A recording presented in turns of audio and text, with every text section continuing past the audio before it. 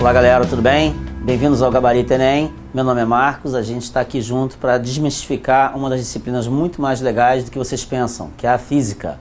Vamos começar a construir nosso conhecimento a partir da base científica. Primeiro vamos entender o pensamento científico. O que é o pensamento científico? Você vai começar a analisar os exercícios, as questões de uma maneira simples. Como assim? Leitura, entendimento do texto, raciocínio, coleta de dados. Você vai separar todos os dados na questão e aí sim vai analisar o que ele está te pedindo e entender as leis básicas da física que vocês querem aplicar ali. Esse será o método que vocês vão aplicar durante a resolução das questões, tá ok? Então, para começar, vamos falar do basicão do basicão. Vamos falar aqui das primeiras grandezas fundamentais da mecânica. São elas: tempo, espaço, velocidade e aceleração. Foca comigo. Tempo. Intervalo entre dois instantes. Eu saio 1 hora, chego às 2. Meu intervalo de tempo entre a saída e a chegada é de 1 hora. E toda vez que a gente falar tempo, a gente vai usar a seguinte simbologia, o ΔT. Toda vez que você encontrar a letra delta na frente de qualquer outra letrinha, ela indica uma coisinha chamada variação. E a variação, por exemplo, ΔT, é dada por T final menos T inicial, ou seja, tempo final menos o inicial. Espaço. Variação de posição do móvel. Simbologia, o ΔS, está aqui. Quer dizer, espaço final, ou posição final, menos a posição inicial. Velocidade, rapidez com que o móvel se desloca.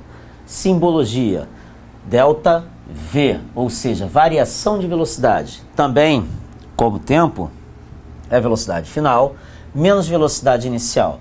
E a aceleração, que indica a variação da velocidade por unidade de tempo, ou seja, de quanto minha rapidez aumenta, de quanto minha velocidade aumenta, de acordo com o tempo.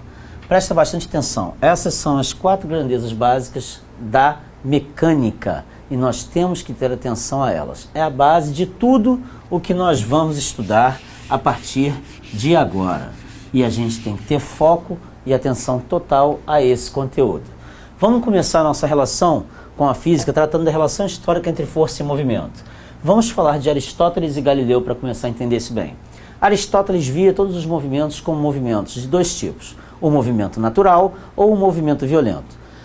O movimento natural para Aristóteles era o simples fato de uma maçã cair de uma árvore ou de uma simples folha voar quando um vento atingia a mesma. Tudo que não houvesse interação do homem com relação ao meio era tido por ele como um movimento natural. Já o movimento violento era quando existisse uma força externa alterando o estado de repouso de um corpo ou o estado de movimento do mesmo, onde um homem, por exemplo, empurrava uma carroça ou puxasse uma cadeira.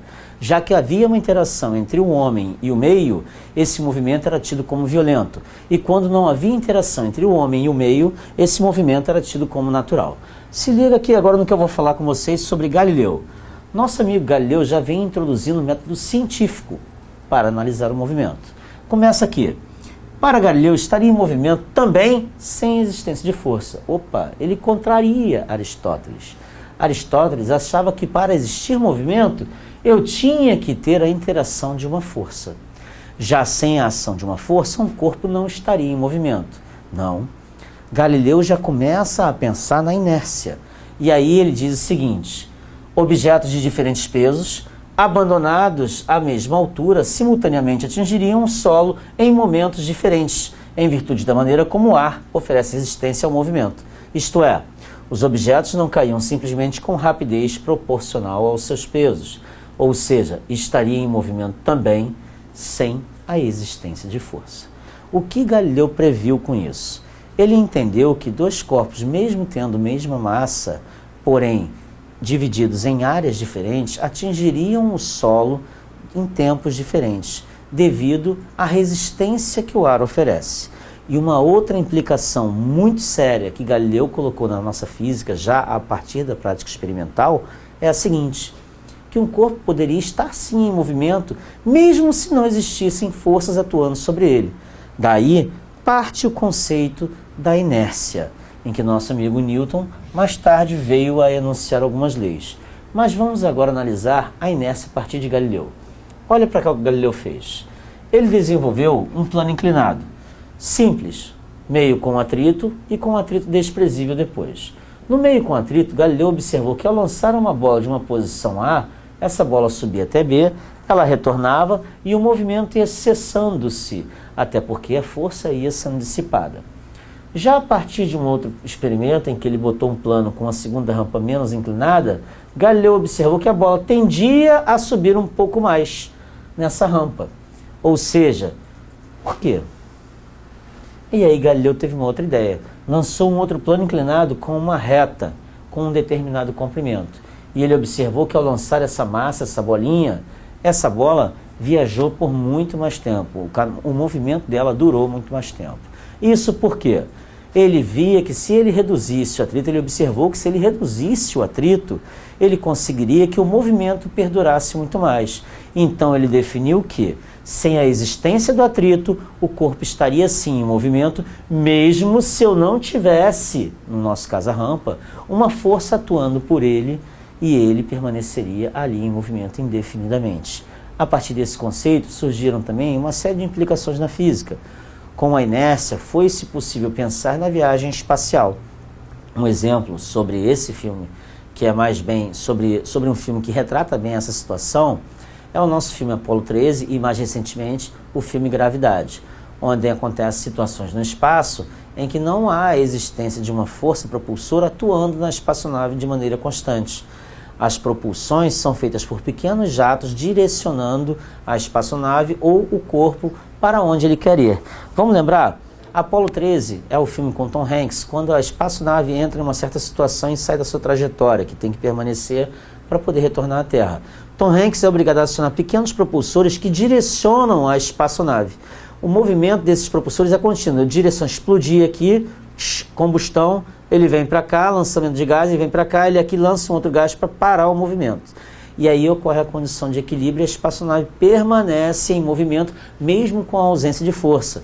A mesma coisa acontece no nosso filme Gravidade, com Sandra Bullock e com George Clooney, quando a espaçonave deles é atingida por detritos espaciais, Sandra Bullock é lançada ao espaço e ela não consegue parar de girar. É uma cena até certo ponto angustiante, porque ela vai girando o tempo todo, vendo os móveis, vendo os corpos celestes, a Terra, todos os corpos mais passarem, e ela não consegue sequer parar de girar, até o momento em que ela é abraçada por George Clooney, resgatada e levada de volta à espaçonave, e ele vem acionando foguetes de maneira contínua até conseguirem segurar-se na espaçonave e começar a pensar numa solução para o problema deles.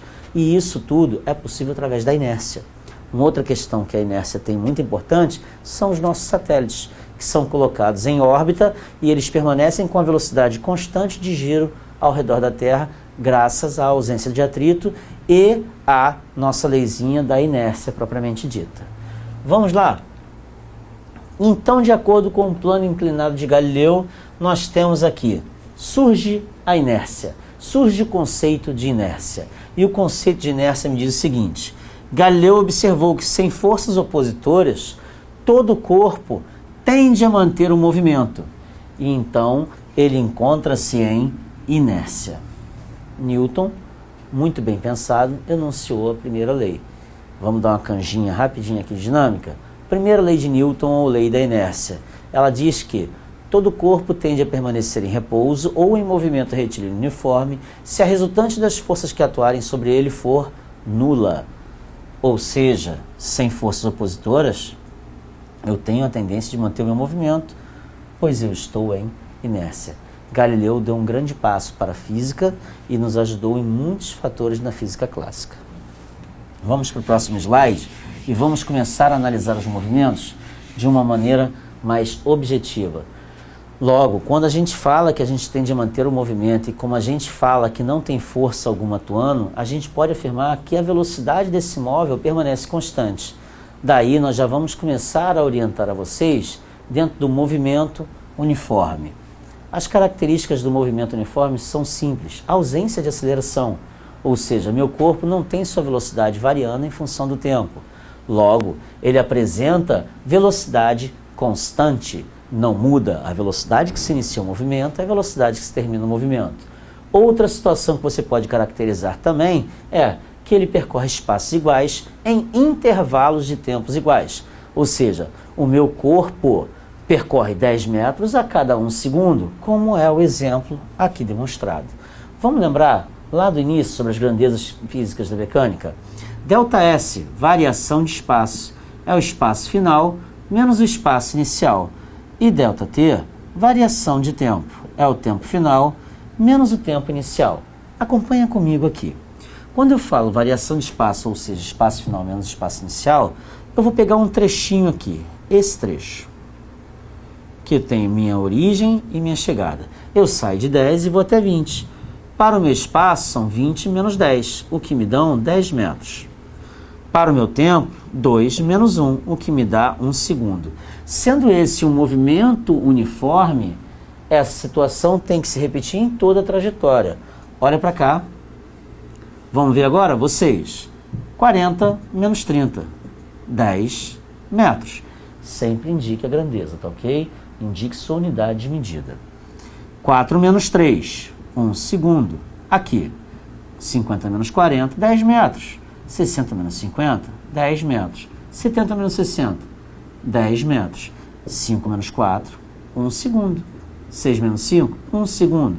7 menos 6, 1 segundo.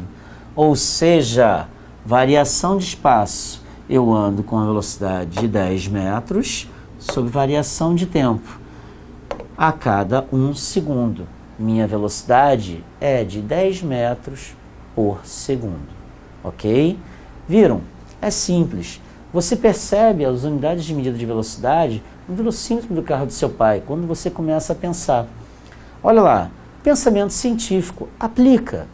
Você olha para o velocímetro e lá está marcando 60 km por hora. Quilômetro, unidade de medida para espaço. Hora, unidade de medida de tempo. Logo, quilômetro, espaço, sobre hora, tempo, é a minha velocidade. 60 km por hora. Eu percorro a distância de 60 km em 1 hora. Simples, né, galera? A física está presente em quase tudo sobre sua vida.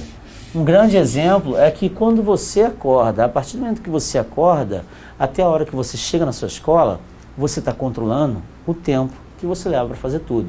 Se você pega na escola às 7 horas, você sabe exatamente quanto tempo você tem até a chegada da sua escola. Se ela for distante, você sai 30 minutos antes do horário, ou seja, 6h30, você tem 30 minutos para chegar até a sua escola. Automaticamente você já faz de cabeça, não, eu posso andar devagar, posso andar mais rápido, não, eu tenho que ir de carro ou tenho que ir de ônibus. Você já pensa no tempo que você vai levar e na velocidade que você vai desenvolver até a sua chegada à escola. Legal? Pensa nisso, galera. Vamos entender essa situação agora de uma maneira muito mais legal. A qualquer movimento, podemos associar a grandeza chamada velocidade escalar para medir a variação de espaço do móvel no decorrer do tempo. Velocidade escalar do movimento uniforme. Eu tenho a minha formulazinha aqui, ó. Velocidade é igual a variação de espaço sobre variação de tempo, onde variação, não vamos esquecer, é S menos S0 e variação de tempo é T menos T0. Ou seja, velocidade é igual espaço final menos espaço inicial sobre tempo final menos tempo inicial. Tem gente que tem dificuldade para gravar certas fórmulas. Então a gente vai começar a trabalhar isso de uma maneira bem simples aqui, ó. Olha para cá agora. Antes da gente partir para esse slide, preste atenção aqui. Eu tenho essa situação aqui, ó. V, ΔS e ΔT. Esse triângulo me facilita na matemática. Por exemplo, quando eu quero velocidade, eu boto velocidade. Quem está em cima, ΔS. Quem está embaixo, ΔT. Olha. Ou eu posso dizer que ΔS, que está em cima, quando está lado a lado, eu multiplico. É igual a velocidade vezes ΔT. Ou para determinado tempo, variação de tempo é ΔS, que está em cima, dividido por V, que está embaixo. Eu posso montar as equações a partir dessa figurinha aqui. Como também eu posso pensar de uma outra maneira. Para gravar a fórmula, pensa o seguinte: distância e espaço são a mesma coisa. Eu percorro um espaço de 20 metros. Eu ando uma distância de 20 metros. E o resto não muda. Como vocês já viram anteriormente, ΔS é igual a velocidade vezes ΔT. Onde está ΔS, eu coloco D. E vai ficar D igual a V vezes ΔT. Vamos pensar numa coisa? O movimento uniforme é um movimento perfeito. Se ele é um movimento perfeito, ele é um movimento divino. E quem está no céu vendo tudo? Deus. Então, Deus vê tudo. Macetando a fórmula.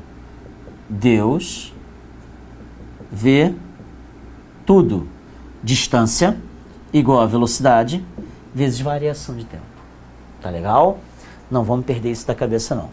Agora olha para esse slide aqui que a gente vai chegar em uma outra formulazinha muito legal. Essa fórmula aqui é nada mais nada menos do que a nossa anterior desmembrada. Vamos lembrar? Toda vez que a função horária do movimento uniforme, vocês escutarem alguma coisa sobre isso, pensa no seguinte: velocidade é ΔS sobre ΔT. Ou seja, velocidade é igual. Vamos botar o tempo como aquele instante exato. S menos S0 sobre T. Se eu multiplicar cruzado, eu vou ter que S menos S0 é igual a V vezes T. Jogo S0 negativo para o outro lado e olha o que eu obtenho. S igual a S0 mais VT. O nosso famoso sorvete. Grava essa fórmula, pessoal. Ela é muito importante. É a função horária do nosso movimento uniforme. Tá legal? Olha só. Dentro do movimento uniforme eu tenho dois tipos. Eu tenho um movimento progressivo, onde a minha velocidade escalar é positiva. Ou seja, a minha velocidade é constante, porém o sinal dela é positivo. E tem um movimento retrógrado, onde a minha aceleração escalar é negativa. Sendo ela negativa, eu estou retornando. Vamos pensar agora no que eu falei? Velocidade positiva, movimento progressivo. Me afasto da minha origem. Se eu estou no ponto zero, eu vou embora. Pum. Movimento retrógrado, um movimento onde minha velocidade escalar é negativa. Logo, eu estou retornando para a minha origem. Em todos esses dois movimentos, não vamos esquecer, é um movimento uniforme, logo a minha aceleração escalar sempre é nula. Não é Lula não, hein, galera? É nula, ok? Vamos para o próximo slide aqui comigo, pessoal. Acompanha. Movimento uniforme. Quando ocorre o encontro de dois móveis em movimento uniforme? Gente, para determinar o instante em que dois móveis se encontram, devemos igualar os espaços dos móveis, substituindo o instante encontrado em uma das funções horárias. Vamos pensar aqui dois móveis. SA, S é igual a SA, mais VA vezes T. SA, vamos botar assim S só. S também para SB, mais VB vezes T. Nota o seguinte, galera. Quando ocorre um encontro, a gente pensa, dois corpos não ocupam o mesmo lugar ao mesmo tempo. Mas quando ocorre uma colisão, por exemplo, entre dois carros, é nítido que a função horária do movimento dos dois carros deram como resultado aquele mesmo ponto. Logo, eu igualo as duas equações. SA mais VT é igual a SB mais VB vezes T. Galerinha, a partir daqui eu consigo determinar o instante em que ocorreu o encontro. Gente, e aí, em qualquer uma das duas equações, tanto na primeira quanto na segunda, eu posso aplicar esse instante que eu vou determinar a posição exata em que ocorreu o encontro. Foi, pessoal? Não esquece disso. Quando ocorre o encontro, eu determino exatamente o tempo que ocorreu o encontro. E aí eu só substituo em uma das duas equações e eu acho a posição em que ocorreu tal encontro. Nota que seja nessa ou nessa, o espaço será igual. Ou seja, a posição será igual. Basta apenas igualar as funções horárias dos dois movimentos. Tá legal? Não perde esse foco não, pessoal. É importante demais. Porque questões geralmente de encontro podem acontecer sim no Exame Nacional do Ensino Médio. Uma outra situação que pode acontecer também é nós não trabalharmos com pontos materiais e com corpos extensos. Logo, se você quer determinar o espaço total percorrido, não esqueça, se eu estiver falando que um trem atravessa um túnel de 100 metros e eu te der a medida do trem de 50 metros, a distância que ele vai percorrer total é, para sair do trem, para sair do túnel, o espaço do túnel mais o seu espaço próprio. Logo, olha aqui, ó, seria mais ou menos isso. Ele tem que atravessar esse túnel, o corpo é esse. Ele entra e sai do outro lado. Quando ele sair do outro lado, a minha distância total percorrida é a distância do túnel mais a distância do meu trem, ok? Vamos para o próximo slide aqui, pessoal. Graficamente falando sobre o movimento uniforme, eu tenho dois tipos de gráfico. Eu tenho meu gráfico progressivo, olha para cá, a retinha está subindo. Logo, a minha posição varia em função do tempo, vocês podem verificar isso, de maneira constante. 10, menos 10, 0, 10, 20 e assim sucessivamente. 0, 2, 4, 6. Os intervalos de tempo e de posição são iguais, logo é um movimento uniforme. Como a minha velocidade é positiva, ela está aumentando, minha posição está aumentando, eu estou me afastando da origem, esse seria um movimento progressivo. Já nesse outro gráfico aqui, ó, como ele tende a descer, ó, até chegar ao ponto zero, esse seria um movimento retrógrado. Nota que ele continua, mesmo assim a velocidade é constante, 100 para 10, menos 100 para 20. Só que aqui, ó, conto de 10 até 20. Você observa a constância do movimento, é uma reta inclinada para baixo ou uma reta inclinada para cima. No meu caso, quando ela sobe, movimento progressivo. No outro caso, quando ela desce, movimento retrógrado, velocidade positiva, velocidade negativa. Vamos analisar agora uma outra situação aqui. Preste atenção aqui agora. Os gráficos da velocidade escalar do movimento uniforme. Aquele gráfico que nós vimos anteriormente era espaço em função do tempo. Agora, do movimento uniforme, a minha velocidade permanece constante. No movimento progressivo, a minha velocidade, ó, é positiva. Ela está acima do meu eixo X, que é o eixo do tempo. Já no movimento retrógrado, a minha velocidade é negativa. Ela encontra-se, ó, abaixo do meu eixo X, que é o eixo de tempo. Presta atenção. A área da região compreendida entre a reta da velocidade e o eixo dos tempos mede numericamente o módulo da variação de espaço. Ou seja, quem é ΔS? ΔS é velocidade vezes variação de tempo. Olha para cá, se eu marcar aqui, ó, supondo 0 e 5 e aqui 2, eu consigo calcular a distância que eu percorri através dessa área do meu retângulo. Base vezes altura. A mesma coisa acontece aqui. Lado vezes lado. Pode ser também, isso dependendo da nomenclatura que você adotar, tá legal? Até porque a base e a altura são os lados, são iguais, e a base e a parte superior também tem a mesma medida. A mesma coisa acontece aqui, ó, lado vezes lado. Sendo lado vezes lado, eu vou ter tempo vezes velocidade. Ou seja, eu determino o deslocamento do meu corpo nessas duas situações. Tá legal, pessoal? Foca aí, hein? Não esquece disso não, tá bem? E nunca se esqueçam que Deus vê tudo. Distância é igual a velocidade vezes tempo. Galera, foi muito bom estar com vocês aqui. Agradeço tudo aí e espero ter ajudado aí. Até o próximo bloco, onde a gente vai falar uma nova parte da física para vocês. Tchau, tchau.